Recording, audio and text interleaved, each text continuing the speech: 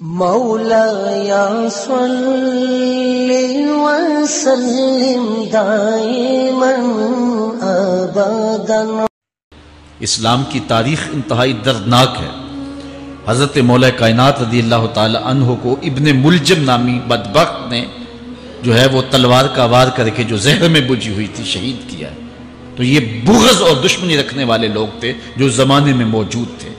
ایک طرف ایسے تھے جو الہ اور معبود کہتے تھے، اور آپ جانتے ہیں کہ حضرت علی المرتضیٰ رضی اللہ تعالی عنہ کی قبر لوگوں کی نظر سے چھپا کے بنائی گئی، اس ڈر سے کہ لوگ آپ کی قبر کو اکھیڑ نہ دیں، کیونکہ خارجی اس قدر جو ہے وہ زور آور ہو گئے۔ اسلام کی تاریخ دردناک ہے۔ حضور علیہ السلام فرماتے ہیں جتنے دکھ مجھے دیے گئے کسی کو نہیں دیے گئے، کسی نبی کو نہیں پہنچے۔ حضرت صدیق اکبر رضی اللہ تعالیٰ عنہ کی 2 سال 2 ماہ 8 دن دور خلافت، آپ کا زمانہ دیکھیں، ٹکنے نہیں دیا گیا، سازشیں، مصائب، اعلان۔ حضرت سیدنا عمر رضی اللہ تعالیٰ عنہ کو شہید کیا گیا۔ حضرت عثمان غنی رضی اللہ تعالیٰ عنہ پہ 40 دن پانی بند رکھا گیا اور پھر انہیں شہید کیا گیا۔ حضرت مولا کائنات شہید کیے گئے۔ حضرت امام حسن کو زہر دیا گیا۔ حضرت امام حسین کو بچوں کے سامنے ذبح کر دیا گیا۔ حضرت امام اعظم ابو حنیفہ کی وفات جیل میں ہوئی۔ امام احمد بن حنبل کے بدن پہ اتنے کوڑوں کے نشان تھے کہ جب قمیض اٹھاتے تھے تو ہر جگہ کوڑوں کے نشان ہی نظر آتے۔ امام مالک کو مدینے کی گلیوں میں گدھے کے اوپر بٹھا کے کالا منہ کر کے وقت کے حاکم نے پھرایا۔ حضرت مجدد الفسانی علیہ رحمہ کو گوالیار کے قلعے میں جو ہے وہ قید کیا گیا۔ علامہ فضل حق خیر آبادی کو جزیرہ انڈمان کالے پانیوں کی سزا دی گئی۔ اہل حق کی تاریخ دیکھیں، دردناک تاریخ ہے۔ آج بھی کابل میں، کندھار میں، قلعہ جنگی میں، دشت لیلہ میں، تورا بورا میں، تکریت میں، موصل میں، بغداد میں، کشمیر میں، غزہ میں، یہاں برما میں دیکھو کون سی قیامت نہیں توڑی جا رہی ہے۔ ہمارے ساتھ ماضی دیکھیں تو ہمیں بغداد کی وہ دردناک کہانی سامنے آتی ہے جب انسانی کھوپڑیوں کا مینار تعمیر کیا جا رہا ہے، اور منگول سردار نے اپنی فوج کو حکم دیا تھا کہ جو کسی مسلمان کا سر نہیں لائے گا اس کا سر کاٹ کے اس مینار پہ لگائیں گے۔ پھر لوگ پیسے لے کے پھرتے تھے کہ مسلمان کا پتہ دے اور اس کی کھوپڑی کاٹی جائے۔ کچھ لوگ جان چھپانے کے لیے تہ خانوں میں گھس گئے، پھر دجلہ کا بند توڑا گیا۔ 1.25 لاکھ لاشیں ہم نے تہ خانوں سے نکالی تھی۔ اندلس کی تاریخ پڑھیں، ہمارے ساتھ جو قیامت توڑی گئی۔ مصر کے اندر 30,000 فاطمی کو شہید کیے گئے۔ غریب و سادہ و رنگی ہے داستان حرم، نہایت اس کی حسین اور ابتدا ہے اسماعیل۔ یہ اسلام کی تاریخی درد سے، خون سے بھری پڑی ہے۔ حضرت مولا کائنات سیدنا علی المرتضیٰ رضی اللہ تعالی عنہ کو اس وقت اگر خدا کہنے والے بدبخت تھے تو ان کو شہید کرنے والے، اور اس ڈر سے کہ ان کی قبر کو کھیڑ نہ دیا جائے، خارجی اتنے زور آور ہیں تو ان کو جو ہے وہ لوگوں کی نظروں سے چھپا کر کے جو ہے وہ رکھا گیا۔ اور ایک دور وہ بھی آیا کہ ممبروں پہ بیٹھ کے مولا علی کو گالیاں دی جاتی تھی۔ یہ تاریخ میں یہ دور بھی آیا، آپ پڑھیں تاریخ۔ بنو امیہ کیسا دور بھی دنیا نے دیکھا ہے۔ اسی لیے حضور نے فرمایا تھا من سب علی فقد سبنی، جس نے میرے علی کو گالی دی اس نے مجھے گالی دی۔ اور لوگوں نے ممبروں پہ بیٹھ کے باقاعدہ حکومت کی طرف سے یہ جو ہے وہ قانون تھا کہ تمہارا خطبہ مکمل نہیں ہوگا جب تک علی کو گالی نہیں دو گے۔ یہ لمحے بھی آئے جب اس دور میں دشمن علی موجود تھے، مبغضین موجود تھے، اور افراط محبت میں رکھنے والے موجود تھے۔ تو یہ دور تو اسلام کا حضور کے دور سے 1400 سال پیچھے ہے، تو یہاں بغض رکھنے والے بھی موجود ہیں۔ اس عنوان کے ساتھ اگر عنوان چھیڑوں تو یہ لمبی گفتگو ہو جائے گی، یہ میرا موضوع نہیں ہے، لیکن اتنی بات میں کہوں گا، اللہ کا شکر ادا کرو، اللہ نے تجھے اہل بیت کے در کا بھی غلام بنایا ہے اور صحابہ کا بھی غلام بنایا ہے۔ کچھ لوگ صحابہ کا نام لے کے اہل بیت کو برا کہتے ہیں، کچھ اہل بیت کا نام لے کے صحابہ کے خلاف بکواس کرتے ہیں۔ ہمارے بزرگ فرمایا کرتے تھے صحابہ نبی کے در والے ہیں، اہل بیت نبی کے گھر والے ہیں۔ ہم کہتے ہیں گھر والوں تجھے بھی ہمارا سلام، در والوں تجھے بھی ہمارا سلام۔ ہم در والوں کو بھی سلام کرتے ہیں، گھر والوں کو بھی سلام کرتے ہیں۔ کسی نے حضور خطیب الاسلام سے پوچھا تھا کہ حضرت عائشہ افضل ہیں یا حضرت فاطمہ افضل ہیں؟ پوچھنے والے نے تو صاحب کو پھنسانا چاہا تھا، لیکن جن کے عقیدے صاف ہوں وہ پھنستے نہیں ہیں، ان کے عقیدے واضح ہوتے ہیں۔ تو حضرت صاحبزادہ نے فرمایا کہ میاں اگر دیکھو بیٹی ہونے کی حیثیت سے تو فاطمہ بیٹی ہے نبی کی اور عائشہ بیٹی ہے ابو بکر کی. ابو بکر کی بیٹی نبی کی بیٹی سے افضل تو نہیں ہو سکتی.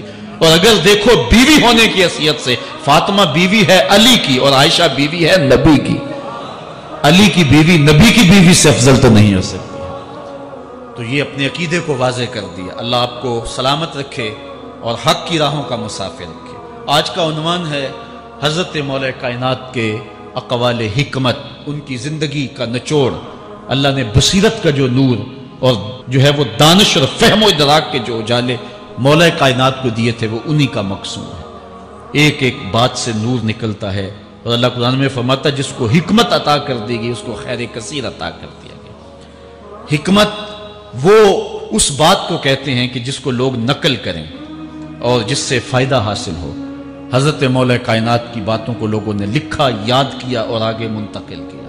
آج سارا دن اور گزشتہ شب حضرت مولا کائنات کے بہت سارے فرامین کو پڑھا ہے، سینکڑوں کے اعتبار سے مختلف کتب سے کھنگالا ہے. اور جس طرح وہ ایک مکھی شہد نچوڑتی ہے، ایک ایک پھول پہ بیٹھ کر کے رس تیار کرتی ہے، ایک شہد آپ کے لیے تیار کیا ہے اور آج کی مجلس میں آپ کی نظر کرنا چاہ رہا ہوں. اور دیکھیے کہ مولا کائنات حکمت کے کیسے دروازے ہیں. اسی لیے حضور نے فرمایا آنا دار الحکمت و علی بابھا، آنا مدینۃ العلم و علی بابھا. میں حکمت کا گھر ہوں، علی دروازہ ہے. میں حکمت کا شہر ہوں، علی اس کا دروازہ ہے. تو شریف لوگ شہر میں دروازے کے راستے ہی جایا کرتے ہیں. دیواریں پھلانگ کر کے جانا شریف لوگوں کا شیوا نہیں ہوتا ہے. علم کی خیرات لینی ہے تو مولا علی کی دہلیز پہ آنا ہوگا. حضرت مولا کائنات فرماتے ہیں میں نے اپنے ارادوں کی شکست سے اپنے رب کو پہچانا ہے. جو میں منصوبہ بندی کرتا ہوں نتیجہ یہ نکلے گا، میرا خیال ہوتا ہے یہ ہوگا، لیکن ایسا نہیں ہوتا. ہوتا وہ ہے جو رب کو منظور ہوتا. اس لیے میں اپنے ارادوں کی شکست سے اپنے رب کو پہچانا ہے. حضرت مولا کائنات زندگی گزارنے کا ڈھب، اسلوب اور طریقہ بتا رہے ہیں. سنو، فرماتے ہیں خالط الناس مخالطتاً ان متتم معہا بقو وان عشتم ہنو الیکم. لوگوں کے ساتھ ایسی زندگی گزارو کہ اگر تم مر جاؤ تو لوگ روئیں کہ کوئی قیمتی متاع کھو گئی، اور اگر تم زندہ رہو تو لوگ تمہاری صحبت کے مشتاق رہیں، تمہاری مجلس میں بیٹھنے اور تمہارے پاس آنے کی آرزو اپنے سینے میں رہے. مرو تو زمانہ تڑپے، تمہاری موت پہ لوگوں کے سینے میں دل دہل جائے، اور جیو تو لوگ تمہاری خدمت میں حاضر ہونا اپنے لیے ایک سعادت مندی سمجھے. مولا کائنات رضی اللہ تعالی عنہ دشمن پر طاقت پانے والے کے لیے ایک نصیحت کرتے ہیں. فرماتے ہیں اذا قدرت علی عدوک فاجعل العفو عنہ شکرا للقدرت علیہ. جب تو دشمن پر غالب آ جائے تو دشمن پر غالب آنے کا شکریہ کیا ادا کرنا ہے. دشمن ایک بہت بڑی مصیبت ہے، لیکن دشمن زیر دام آ گیا اور وہ تیرے قابو میں آ گیا اور اس کا سر تیرے پاؤں تلے ہے. اب اللہ کا شکر اس حال میں کہ مالک تو نے دشمن پر مجھے غلبہ دیا، طاقت دی، تو شکر کیا ہے؟ حضرت مولا کائنات فرماتے ہیں دشمن پر غالب آنے کا شکریہ یہ ہے کہ دشمن کو معاف کر دو. یہ بڑے لوگوں کا شیوا ہوتا ہے. جب دشمن قابو آ جائے تو پھر اس سے درگزر کرنا، یہ اللہ تعالیٰ کا شکر ادا کرنا ہے. یہ اللہ تعالیٰ جل شانہ کی اس کرم نوازی کا شکریہ ادا کرنا ہے. زہد کیا ہے؟ حضرت مولا کائنات رضی اللہ تعالی عنہ کا ایک 4 لفظی فرمان سنیے اور زہد کی تعریف کتنی خوبصورتی کے ساتھ کی. فرمانے لگے افضل الزہد اخفاء الزہد. بہترین زہد یہ ہے کہ زہد کو پوشیدہ رکھا جائے. بہترین زہد یہ ہے کہ زہد کو پوشیدہ رکھا جائے. ہم تو اپنی عبادتوں، اپنی نیکیوں، اپنی سماجی خدمات کے اشتہار چھپواتے ہیں نا. وہ کسی زمانے میں ہم سنتے تھے نیکی کر دریا میں ڈال، اور اب کہتے ہیں نیکی کر اخبار میں ڈال. یہاں زہد، ترک دنیا، اللہ تعالیٰ کی عبادت کا جو ذوق بندے کو نصیب ہوتا ہے، وہ بہترین اور افضل زہد کیا ہے؟ کہا زہد کو پوشیدہ رکھنا، یہ افضل زہد ہے. حضرت مولا کائنات کا ایک اور فرمان سنیے، اشرف الغنا ترک المنا، بہترین دولت مندی کیا ہے؟ جس کے پاس مربے زیادہ ہیں، جس کے پلازے زیادہ ہیں، جس کا بینک بیلنس زیادہ ہے، جس کے پاس جو ہے وہ بہت ساری دولتیں ہیں، سونا اور چاندی کے انبار ہیں، کون سب سے زیادہ دولت مند ہے؟ افضل دولت مندی کیا ہے؟ تو حضرت مولا کائنات فرماتے ہیں کہ افضل دولت مندی یہ ہے کہ آرزویں ترک کر دی جائیں، ورنہ کھرب پتی بھی بندہ ہوگا تو اس کو چین نہیں آئے گا، قرار نہیں آئے گا، حل من مزید اس کی تباہ میں ہوگا۔ چونکہ آنکھیں نہیں رجتی، پیٹ بھر جاتا ہے، آنکھیں نہیں بھرتی۔ کوزائے چشمے حریصاں پر نہ شد، تا صدف کانے نہ شد پر در نہ شد۔ اس لیے حضرت مولا کائنات فرماتے ہیں بہترین غنا اور دولت مندی کیا ہے کہ بندے کی آرزویں ختم ہو جائیں۔ اقبال کہتا ہے تیری دعا ہے کہ ہو میری آرزو پوری، تیری دعا ہے کہ ہو میری آرزو پوری، میری دعا ہے کہ تیری آرزو بدل جائے، میری دعا ہے کہ تیری آرزو بدل جائے۔ تو یہ بہترین غنا ہے کہ بندے کی آرزویں مختصر ہو جائے، ورنہ انسان جس حالت میں بھی ہو وہاں مطمئن نہیں ہوتا۔ کروڑ پتی ارب پتی کو دیکھتا ہے، ارب پتی کھرب پتی کو دیکھتا ہے، کھرب پتی اپنے سے آگے دیکھتا ہے۔ اس لیے جب آرزویں مختصر ہوں گی تو بندہ جس حالت پہ بھی ہوگا راضی ہوگا، اور بندہ اپنی حالت پہ راضی ہو جائے تو یہ اللہ کی رضا کا سبب ہے۔ حضرت مولا کائنات کا ہی ایک قول ہے، جو اللہ کے عطا کردہ تھوڑے رزق پہ راضی ہو گیا، اللہ تعالیٰ قیامت کے دن اس کے تھوڑے عملوں پہ راضی ہو جائے۔